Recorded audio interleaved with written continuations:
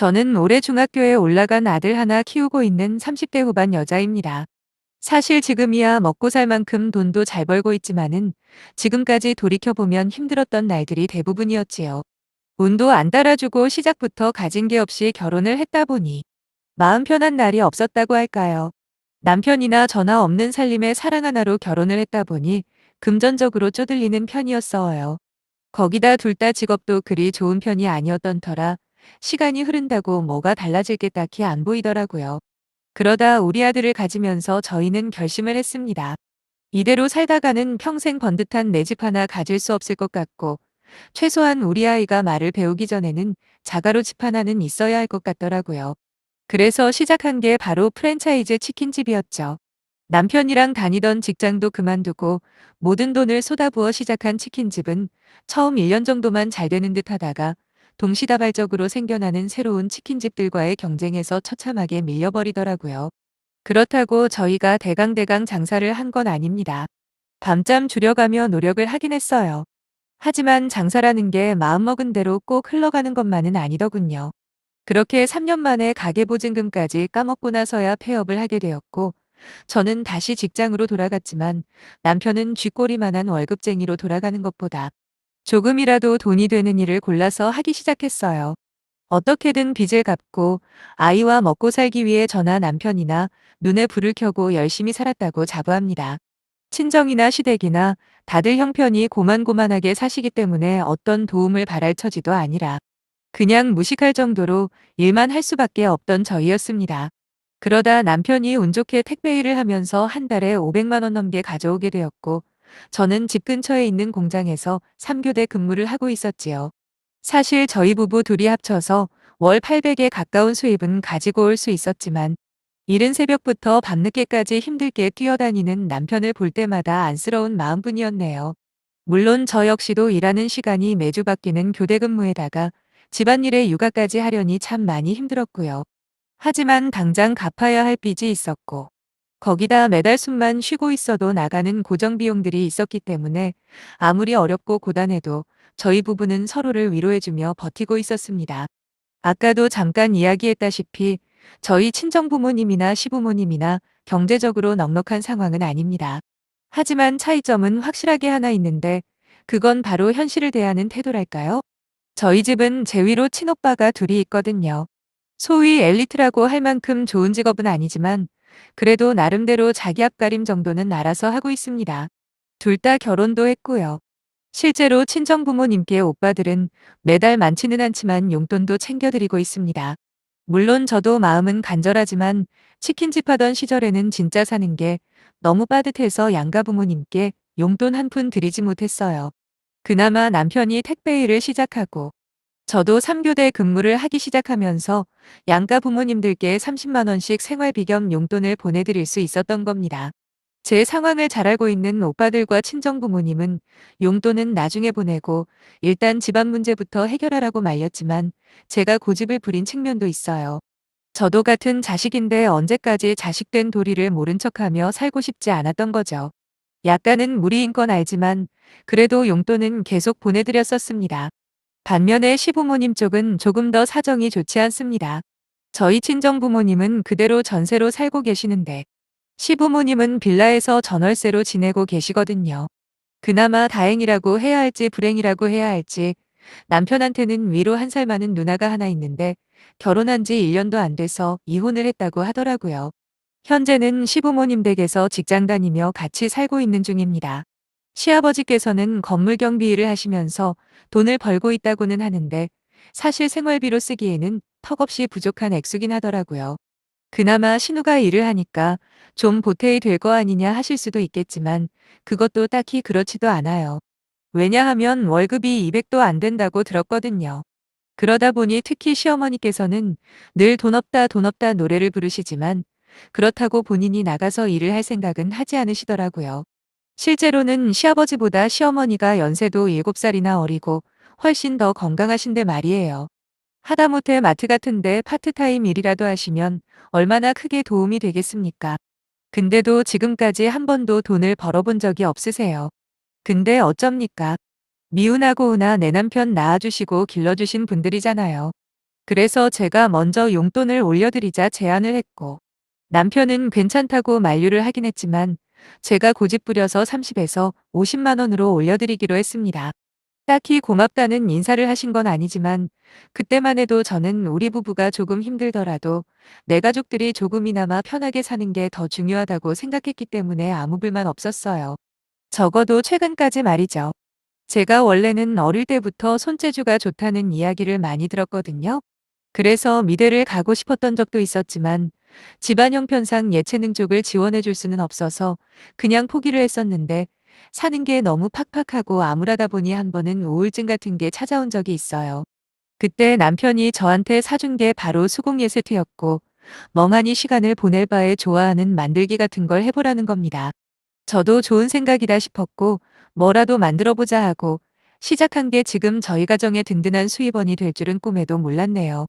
처음에는 작은 뜨개질부터 시작해서 십자수, 비즈 등등 이것저것 닥치는 대로 만들기 시작했지요. 무기력하게 누워서 TV만 보던 시간에 뭔가 움직이며 예쁜 것들을 만들어내니 보람도 느껴지고 기분이 좋더라고요. 그러다 점점 자신이 붙으면서 나중에는 난이도가 있는 가죽공예나 목조 조각 같은 거에도 도전을 하게 되었어요. 그렇게 뭔가에 집중을 했더니 어느샌가 우울증은 온데간데 없이 사라졌고 스트레스 받는 일도 잊어버리게 되었지요.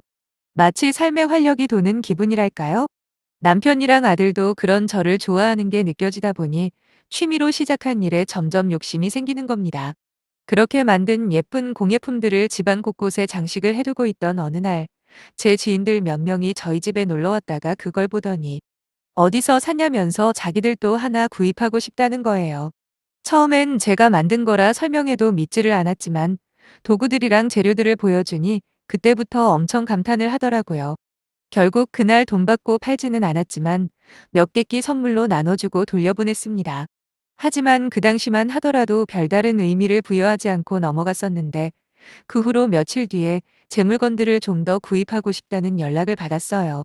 그제서야 내가 만들 물건을 누군가는 돈을 지불하고서라도 가지고 싶어 하는구나 실감을 하게 된 거죠. 물론 이때까지도 본격적인 돈벌이라고 여기지는 않았어요. 주문 아닌 주문이 들어오면 대충 재료비만 받고 하나씩 만들어주는 수준이었다랄까요?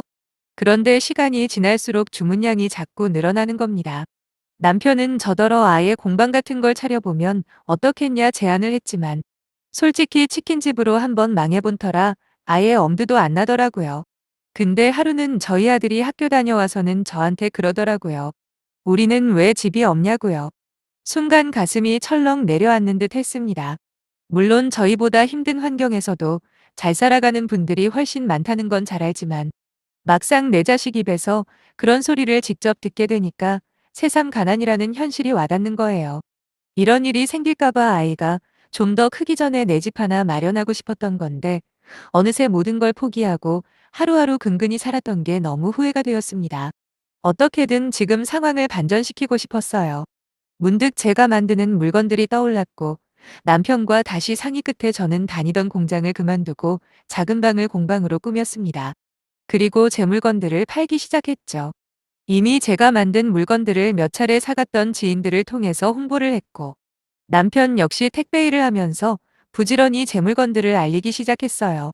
그러다 지금은 동업자가 된 인테리어 업체 사장님을 만나게 되면서 본격적인 매출을 올리게 되었습니다. 제 작품이라 이런 말 하기는 좀 뭐하지만 특히 커피숍 사장님들이 정말 많이 선호하시더라고요. 저렴한 비용으로 인테리어를 꾸미기엔 제 작품만 한 게 없다고요.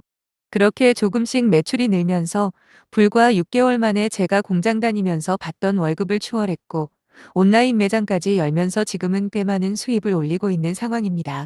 물건을 더 많이 만들면 돈을 더 벌 수도 있겠지만 솔직히 제가 몸이 힘들어서 요즘은 주문 들어오는 양을 따라가기도 벅찰 만큼 없어서 못 팔고 있어요. 그래도 돈 욕심보다는 제 손으로 직접 만든 것만 팔다 보니 오히려 고객분들은 더 좋아해 주시긴 합니다. 현재는 집을 사기 위해 매달 300만 원 이상씩 모으고 있긴 한데 제 사업이 잘 되기 시작하고 초반에 정말 어처구니 없는 일이 있었네요. 처음으로 주머니 사정이 넉넉해지다 보니 우리 가족 쉬는 날에 부담 없이 맛있는 것도 먹을 수 있어서 좋았고 남편이 너무 무리한다 싶으면 하루씩 쉬게 해줄 수도 있었죠. 전에는 아무리 힘들어도 출근하겠다는 남편을 말리지를 못했거든요.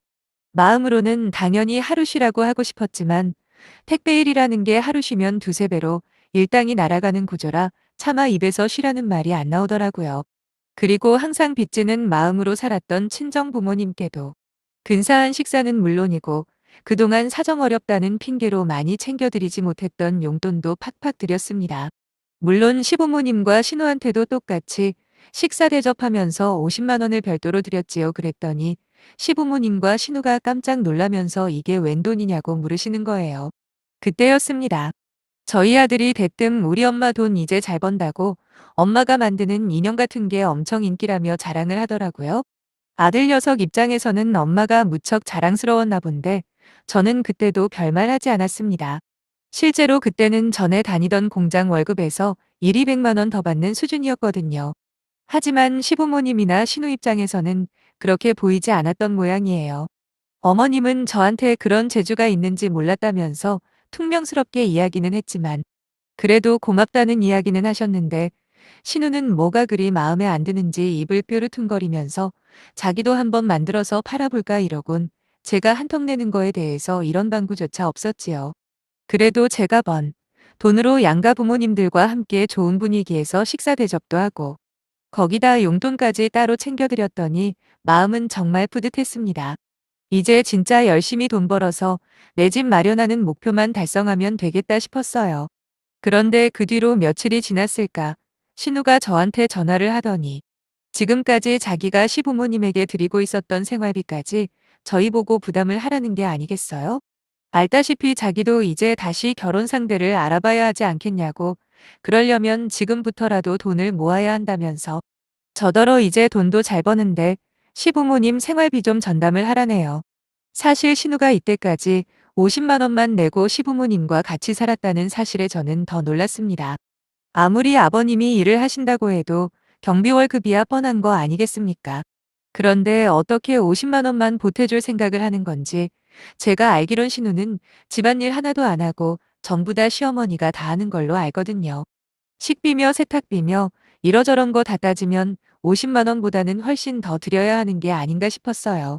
어쨌든 그게 문제는 아니고 갑자기 저한테 생활비를 독박 씌우려는 신우이의 말에 너무 당황스러워 헛웃음밖에 안 나더라고요. 저의 무대응을 긍정의 답으로 들었는지 신우는 막무가내로 그렇게 알라는 말을 끝으로 전화를 끊어버렸습니다.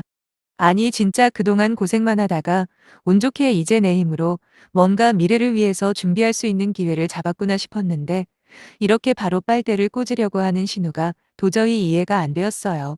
어차피 돈은 내가 안 주면 그만이지만 신우 심보가 너무 고약하잖아요. 그날 저녁 남편에게 그날 신우와 나눈 모든 대화를 털어놓았더니 남편은 저보다 더 어처구니 없어 하면서 화를 내더라고요. 그리고는 저보고 신경 쓰지 말라고 자기가 알아서 해결하겠다고 말하더니 곧장 씻지도 않고 바로 나가버리는 겁니다. 알고 보니 그 길로 시부모님 댁으로 향했던 남편은 신우가 꼴랑 50만 원 그 돈도 부모님한테 드리기 아까워 올케인 저한테 미루려고 했다고 시부모님께 이실직고를 했답니다.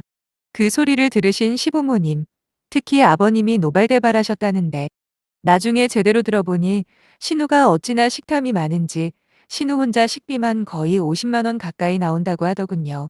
그런데도 설거지 한 번 안 하고 살았대요. 그래도 어쩝니까? 미우나 고우나 이혼하고 돌아온 딸이 안쓰러워 그냥 데리고 살았는데 어떻게 지오빠 네가 이제 돈 좀 번다는 소식에 이때다 하고 발을 빼버릴 수 있냐 하시면서 엄청 화를 내셨다고 하더라고요. 그것뿐만이 아니었어요. 어찌나 사치가 심했던지 시부모님한테 50만 원을 드리고도 충분히 돈 모으면서 살 수 있는 여건임에도 불구하고 지금까지 모은 돈이 1,000만 원도 안 된다네요? 그러면서 뭘 이제부터 결혼 자금 모아야 한다는 핑계를 댄 건지 같은 여자지만 참 한심 그 자체더라고요. 물론 시부모님에게도 잘못이 없다고는 이야기 못할 겁니다. 어찌되었든 딸자식 교육을 그런 식으로 시킨 건 두 분이 맞으니까요. 하지만 그렇다고 해서 신우의 이기적이고 얌체 같은 태도가 용서되지는 않는 거 아닙니까? 결국 어머님의 만류에도 불구하고 아버님은 신우를 집에서 쫓아내시기로 결정하셨고 저를 따로 불러 미안하다 사과까지 하셨네요. 그 와중에 어머님은 제가 일을 크게 만들어서 신우가 쫓겨났다는 식으로 이야기를 하시다가 그 자리에서 아버님에게 불호령을 들으셨습니다. 그리고 어머님께 집안일은 아버님께서 다 해도 좋으니까 당신도 나가서 몇십만 원이라도 벌어오라고 하시는데 그때 어머님이 얼마나 당황을 하셨는지 마시던 음료수를 옷에 쏟으실 정도였다니까요. 아무튼 본인이 해야 할 도리를 저한테 떠넘기려던 시누이는 2년이 지난 지금까지 따로 혼자 살고 있는데 그동안 수차례 선을 봐도 전부 꽝이었다고 하더라고요. 듣기로는 신우가 남자한테 요구하는 조건이 너무 까다로워서 처음에 호감을 가지고 다가오던 남자들도 전부 다 학을 떼고 도망을 간답니다.